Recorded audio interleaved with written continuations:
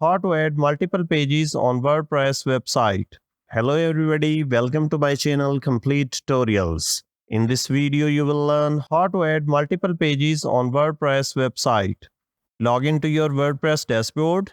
In the left-hand side bar, click on Pages. This will open a list of all the pages on your website. Click on Add New button at the top. This will open a new page where you can create your new page. Enter a title for your page.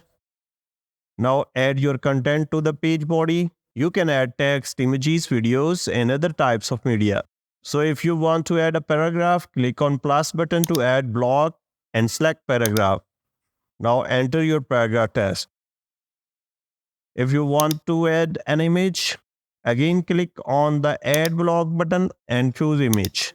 Now select your image source and choose your image. Once you are finished, click on Publish button at the top right corner. This will publish your new page to your website. You can simply click on View Page button to view the result. To add more pages, simply repeat this procedure. That's all. Don't forget to give a thumb up, subscribe, and click the notification bell.